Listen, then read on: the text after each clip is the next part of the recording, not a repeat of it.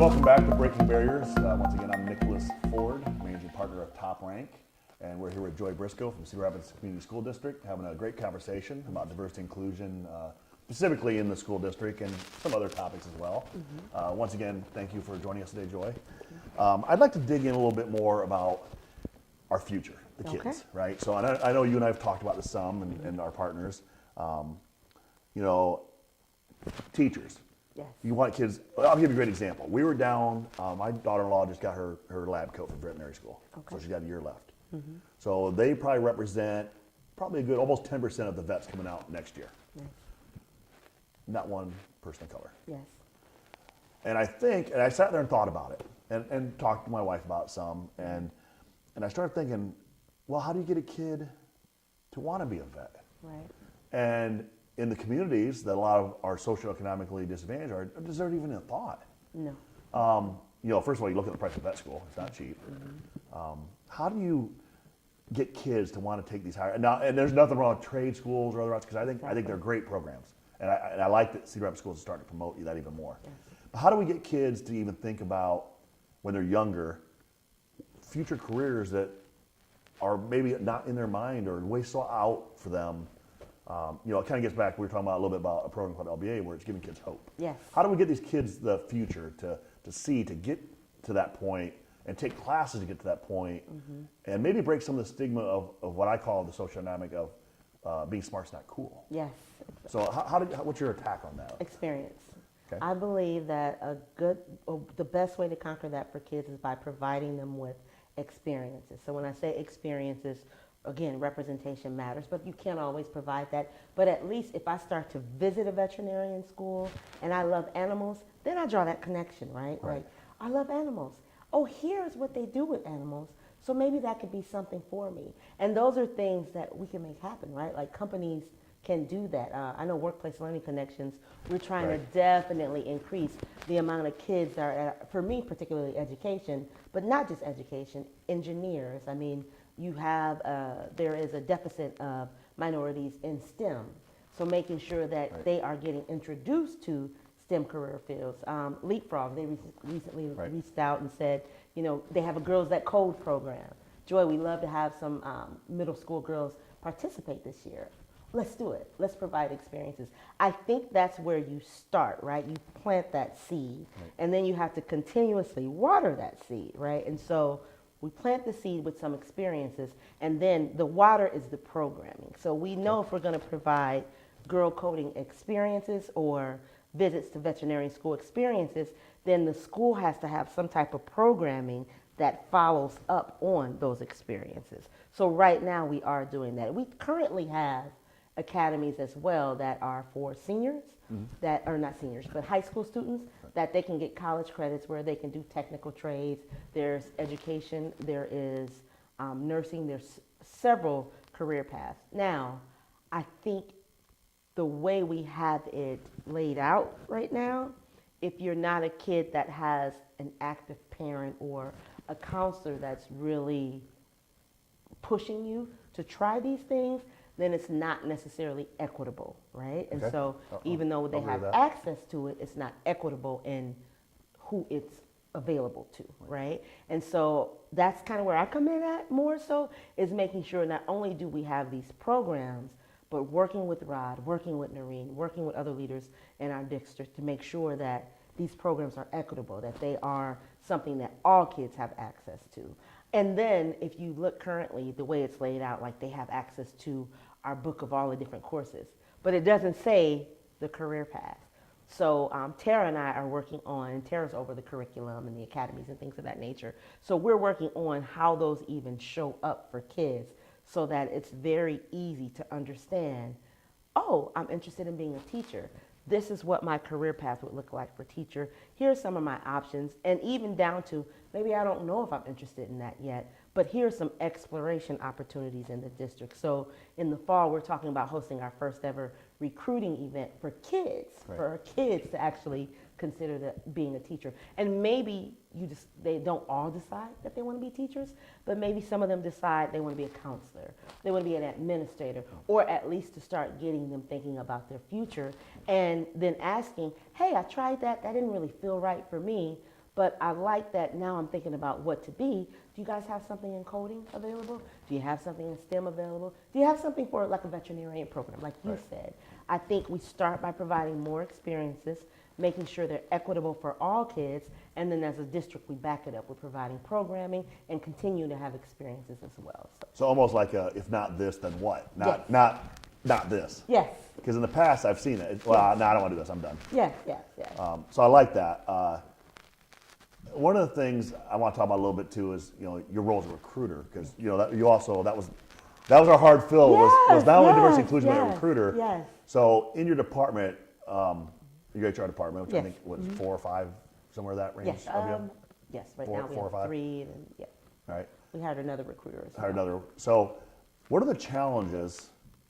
You talk about getting these kids to want to be teachers. Yeah. What are the challenges of getting them to be teachers here? Okay. We've got to start talking to the BOEE because in the long term, to diversify the workforce, then to grow your own programming seems like the best way to go. But we have issues now, right? Like we need more representation from veterans, from minorities, from disabled individuals. We need more representation in the classroom now. So sometimes that's going to mean going outside of Iowa. Right. As you said, in veterinarian, there weren't many minorities. So even if we have the programming and we want to hire them, we're not graduating. There's no one there. Same thing for a lot of the College of Education. The amount of minorities that they're hiring, it's just not. We got to push that up, and we're going to have to, in the meantime, go outside of Iowa. Yes, there are challenges because Iowa, we're known for how great our schools are, and there are wonderful schools. But sometimes some of the requirements that we have on teachers that live, say, Georgia or South Carolina, I know of an administrator that is a wonderful administrator that had a really hard time getting his endorsements to transfer over into Iowa. So I think, and I know the conversations, I know Dr. Buck's been having them, even the organization as a whole, I reach out to Iowa BOEE all the time, just trying to find, not BOEE is? Board of Educational Examiners. That's right. Okay. So they basically determine what endorsements are needed to teach what subjects in our school. And particularly for Iowa, there's a lot of red tape, so to speak. And so they are the subject matter expert. They are the end-all, be-all on who can do what for our schools. So I think we've got to do a little work there, but they're open to it. I think everybody knows that comprehensively, from the educational institutions, from the community to the Board of Examiners, I think everyone knows this is a national issue. Right. Actually, it's an international issue. My daughter's in England. I'll say it's international. And she was saying she's friends with somebody that wrote a book about it in England. And so we know that there has to be change that comes. So as a community, probably just pay attention to that and stay tuned to ways that we can invite great teachers from other places into our community and then welcome them when they're here. I would definitely ask that as well. So let's go a little more general here. So, okay. And I know we've had discussions offline about this. Okay. Why is it so important? So diversity, I mean, we've talked a lot about diversity. Yes. Let's talk about inclusion. Yes. Why is it so important in not just for education, but even business? I mean, we always say, it's a financial benefit to be more diverse and inclusive. Exactly. In your mind, why is that so important? So, of course, first thing is it's the right thing to do, but I understand as a business person that doesn't always resonate. I've been at tables where people have said, I've been doing business 50 years I didn't have to worry about diversity and inclusion. Why now do I have to worry about diversity and inclusion? And I said, do you want your business to last another 50 years? Do you want your business to be sustainable? The workforce is changing. And I know some people that causes apprehension, but it doesn't matter. Your apprehension isn't going to change what that workforce looks like 10 years from now. In our schools, we are 35% diverse in our student body. We have 60 languages spoken. And that's even been, I noticed like some marketing materials from 2 years ago where there was like 30-something years. Yeah. 30-something languages. Well, think about when we were younger. What was it when we were younger? Exactly. I mean, maybe 5%? Exactly. So now the rate that is changing, I mean, it's anticipated that, by, I think, 2050 will be a majority minority country. Yes. And again, that rate is so accelerated that you've got to jump on board. If you've been allowed to have the luxury of opting out the past 50 years, you won't have that luxury in the upcoming. If you want a business that's sustainable, you got to embrace diversity. I think back to people that said, well, we don't need to embrace computers and technology. Exactly. Where are they at now, Yes, right? exactly. So I like that. And let's go back to you said, it's the right thing to do. It's the right thing to do. So let's talk about that. So I think it's hard for anyone to argue that there's not disparity if you look at the numbers. Right. Of lots of things, right? Education, Right. folks in prison, charged with crimes. Right. I mean, you could go on, probably list 100 things where there's disparity. In a lot of different ways. It could be racial. Right. It could be immigrant. It could be socioeconomic. Even in some cases, let's talk about HR. HR is predominantly female. Yes. We've actually had people say, hey, can you help get us some men? Yes. Anthony, my partner, our managing partner, always says, we don't exclude the middle-aged white man. And he points to me, which makes me feel good because apparently I'm going to live to triple digits. So let's talk a little bit about how do we fix, and I'm going to use myself as an example, even though I would never have said this. Right. You and I are applying for a job, and I feel like, well, you're going to get it.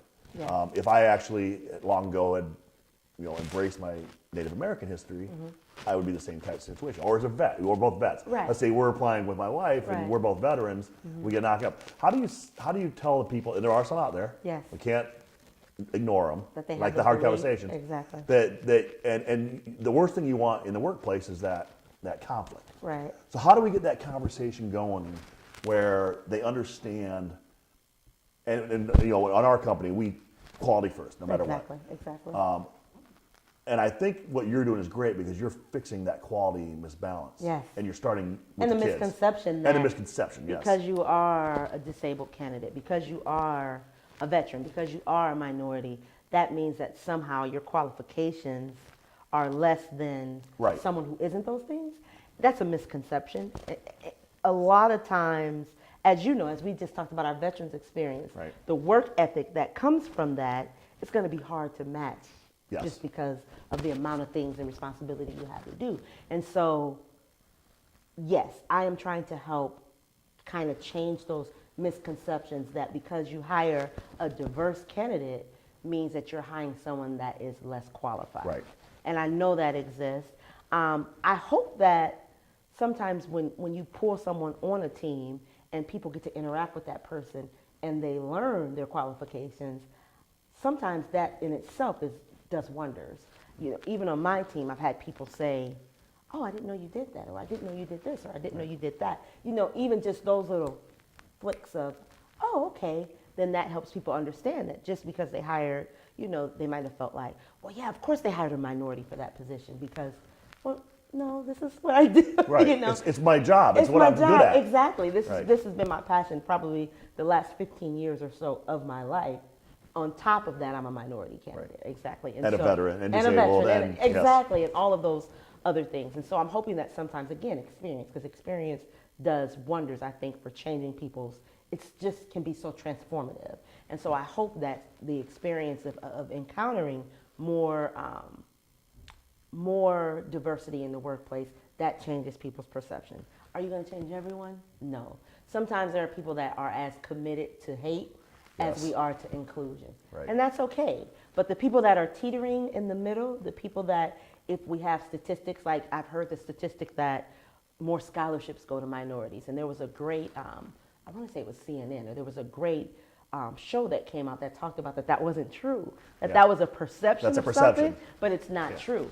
And so I love that as well. I love when not only can I provide experiences of these are people that are highly qualified, but then I can pull up numbers that says, and these numbers say that that's not something that happens. Now, if I present you with experience, if I present you with it's the right thing to do, if I present you with sustainability for your business or your company, if I present you with the numbers to back it up, and then you still decide, Yeah. I'm okay with that, We know you're going to be gone soon, right? Exactly. Exactly. We know that won't last. Exactly. So, kind of wrapping up a little bit here, and anything else you'd like to talk about? Or? The Future Ready Teacher Academy. Okay. Under our Grow Your Own initiatives, we are starting an academy that actually kind of has mentorship. It just has multiple components involved around shaping tomorrow's teacher. We're doing this one currently with Mount Mercy and Cole College. Okay. So that's one of the initiatives we have, and I believe tentatively, don't hold me to this, but hopefully that'll actually be ready January 2020. That will actually have students participating in that. And I know both Cole and Mount Mercy are very good at diversity inclusion and promoting it even internally. So, so I'm excited to hear that. Plus, coach my alma mater. So, I'm really excited to hear that. What else? We're working with UMET, which UMET is an organization that that UNI has, where they work with minority teachers as well. So we have students that will be up there. They went last year, and they're also going back this summer as well to spend a week in the College of Education. Awesome. And we're working on that as well. And then we're also working with the Academy to kind of create our own in this area as well. The Academy up there, or Dr. White's? Dr. White's. Dr. White's Academy, okay. I should describe. That's right. That's right. I'll just make sure. Clear my head. Yeah, Dr. White, we're talking about, because she does some great work. Her and Eric are doing phenomenal things with kids in our community. So working with her, and again, she's a success story. I mean, she's been a wonderful teacher, has had an amazing career. So working on that, and then we are developing our out-of-state recruiting pipeline, and we're working with Iowa and Iowa State as well, just to maximize recruiting efforts and experiences for our students currently. So, okay, kind of wrapping up, maybe our last question here. Okay. One of the things that is near and dear to my heart is serving. Okay. Right. So I serve on some not-for-profit boards. Yeah. Everyone in our group serves on not-for-profit boards. Anthony and Carl always comment and say, "I look across the table. It's been him or me the entire time." Yeah. How do we start getting? And there are minority professionals in the area. Yes. A lot of them. You know, it's not what we'd like to be equally at, but there are a lot. Right. Enough to serve on board. Right. How do we convince these folks to do that? Because I think there's a way there too that they become role models of the community, and you maybe gain some credibility with the overall community. Exactly. Like you said, you're going out to the community because you understand that. How do we get other folks to understand that there's a true importance to that? So I think that we have to start educating people on what boards do. So the boards that I sit on, we govern. We actually govern leadership. So I've sat on a board for House of Hope, right? And so even though there's an executive director, we give her guidance. And so people that have a particular cause that they're drawn to, whether that be the Humane Society, whether that be the Boys and Girls Club or whatever have you, being able to actually impact programming and the day-to-day and just the way those organizations are built and managed, that comes from the board. Right. And so I think if more people understood what boards do, and they don't just necessarily think of it as a volunteer opportunity, like the House of Hope board, we are an active board. You're an active board. Yes, Boys and Girls Club, we're an active board. Yes, we're an active board. So we are out. You actually have to be on the board. And then you have to serve on a committee as well. So like I'm a nominations committee. So my responsibility is to make sure that we have quality people that are part of the board. I think if we can tie that back to what people are good at too, right? Because if my skill set, if I'm an HR person, that's a wonderful board to volunteer for. Oh, you're HR, I'm good at selecting people. I'm good at looking at that. Right. You know you can do that for a board as well. Do you like this organization? I just attended Big Brothers Big Sisters breakfast here, which was wonderful. And I thought about not only becoming a big sister, but what if you did sit on that board? Right. How could you help shape that organization going forward? That is one of the best things that you can do, is get involved, not only as a mentor, but as a board member as well. Right. So even if you don't have time, because I run guilty of, I don't always have the time that I would want to spend with a little. Yeah, right? I picked basically 3 boards, and that's it. I can't do more. Exactly. I feel like I cut back on my commitment. Exactly. And not able to do what I want to do. Exactly. And you still have a day job. And still have a day job. Exactly. So one of the things we're starting here is we have a little token appreciation for you coming and spend time with us. Unfortunately, we didn't have this in time for Jennifer last month, so we gave it to her afterwards. But our Breaking Berries mug with some treats for your desk. Thank you so much. Thank you again very much. It was truly an honor and pleasure to speak with you today. Thank you. And to gain some more insight on what the school district's doing. Thank you. We wish you the best of luck, and our love's always there with you. So thank you so much. We're very proud that we were able to get you that spot because, like you said, it's your calling. Yes. And it's your purpose. So it makes us proud knowing that we were able to help. Oh, thank you so much. I appreciate you so much for even seeing that in me. No problem, no problem. Anyway, that's it for our episode. Welcome again to joining us for Breaking Barriers, where we'll be doing these monthly. Thanks again for Joy for joining us, and we all hope you have a great and blessed day.